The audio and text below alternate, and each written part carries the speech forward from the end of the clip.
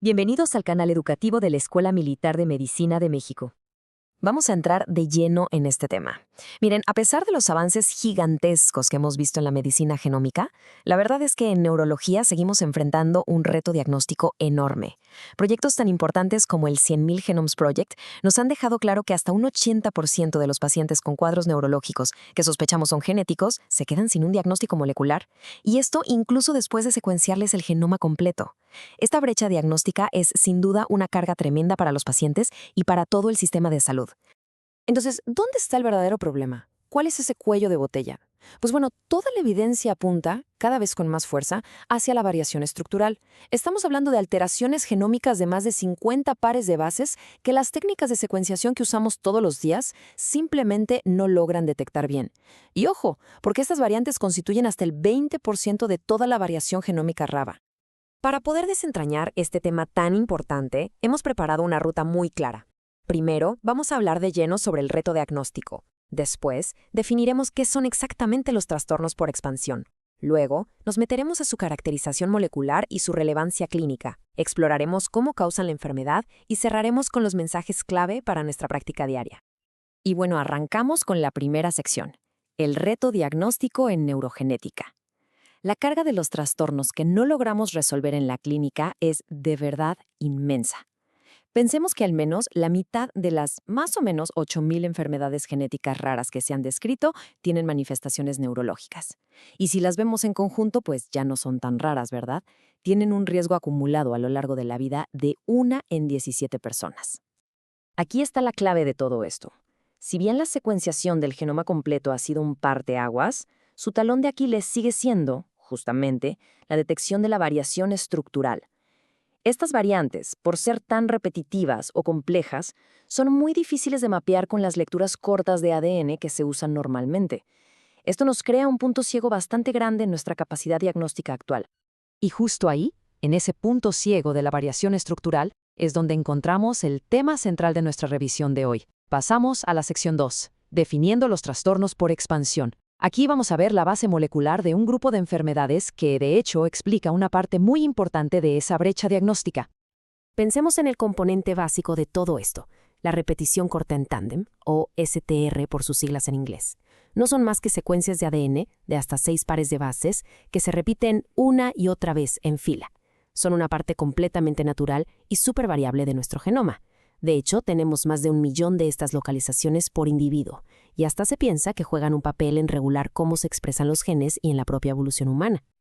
Ahora, pongan mucha atención a esta imagen, porque aquí es donde vemos cómo algo normal se convierte en un problema. Vemos una secuencia de referencia, en este caso CAG, que se repite un número de veces que se considera normal, formando un STR. El problema viene cuando este STR se expande más allá de un límite, un umbral que es específico para cada lugar del genoma. Ahí es cuando se convierte en una expansión patogénica y puede, entonces, causar una enfermedad.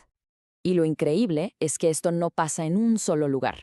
Puede ocurrir, literalmente, en casi cualquier parte de un gen. Esta imagen nos muestra perfectamente esa diversidad. Hay expansiones en las regiones no traducidas, o UTRs, como en el síndrome de X frágil. Las hay en exones, como en las ataxias espinoceremelosas por poliglutamina, o en intrones, como en la ataxia de Friedreich y en la ELA o demencia frontotemporal asociada a C9orf72. La localización, como ven, es clave para entender el mecanismo de la enfermedad. Todo esto, naturalmente, nos lleva a nuestra tercera sección, la caracterización molecular de las expansiones. Para entender de verdad estas enfermedades, necesitamos analizar los dominios clave que determinan si van a causar daño o no. No se trata nada más de que exista una expansión. Este esquema es una guía fantástica para entender cómo se analiza una expansión.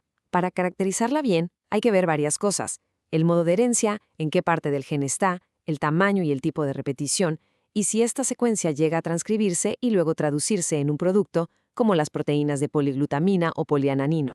Para que quede súper claro, vamos a repasarlos. Son 6 factores críticos que realmente definen la patogenicidad: el tamaño total de la repetición, su localización, el motivo específico. No es lo mismo, por ejemplo, una expansión AAGG, que es patogénica en Canvas, que una de AAAG, que parece ser benigna. El modo de herencia, si el ADN se convierte en ARN y proteína, Y por último, ¿qué tan inestable es esa repetición de una generación a otra o incluso entre diferentes tejidos de una misma persona? Ok, ya vimos la parte molecular. Ahora vamos a lo que nos importa en el día a día, la relevancia clínica. Entramos a la sección 4. ¿Por qué este tema es tan, pero tan fundamental para cualquier neurólogo? Y la razón es, la verdad, muy simple, pero increíblemente contundente. De los cerca de 60 trastornos por expansión que conocemos, la gran mayoría se manifiesta con enfermedades neurológicas o del neurodesarrollo. Desde el primero, que se caracterizó allá por 1991, que fue la atrofia muscular espinal y vulvar, hasta lo más nuevo que se ha descubierto. Parece que el sistema nervioso es especialmente vulnerable a este tipo de mutación. Y aquí viene un dato que de verdad cambia la perspectiva. Por mucho tiempo pensamos que eran rarísimos, con una frecuencia de 1 en 3000, pero resulta que su prevalencia estaba dramáticamente subestimada.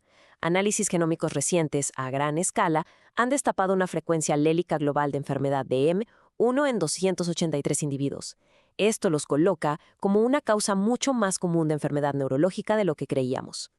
¿Y su impacto? Bueno, su impacto lo vemos en todo el espectro de la neurología. De verdad, prácticamente no es subespecialidad que se salve. Causan epilepsias, como las epilepsias mioclónicas familiares del adulto, ataxias, deterioro cognitivo y demencia, trastornos del movimiento, problemas del aprendizaje y, por supuesto, trastornos neuromusculares. Cualquier neurólogo en su práctica se va a topar con estos padecimientos. Y esto nos trae a la pregunta del millón. ¿Cómo es que estas secuencias, estas repeticiones causan tanto daño? Vamos a entrar a la sección 5 para explorar los mecanismos de patogenicidad, las vías moleculares que usa el daño neuronal inducido por estas repeticiones. Hablamos principalmente de 4 mecanismos, y ojo que a menudo no actúan solos, sino que se combinan. El primero, una ganancia de función tóxica, pero a nivel de la proteína, del polipéptido. El segundo, una pérdida de función porque se silencia la transcripción del gen. Este es el mecanismo clásico del síndrome de X frágil. El tercero es la toxicidad por ARN. Y el cuarto, un mecanismo fascinante llamado traducción no canónica o traducción RAN, que básicamente genera péptidos tóxicos de forma anómala. Ahora, vamos a ver esto en acción, para que quede mucho más claro.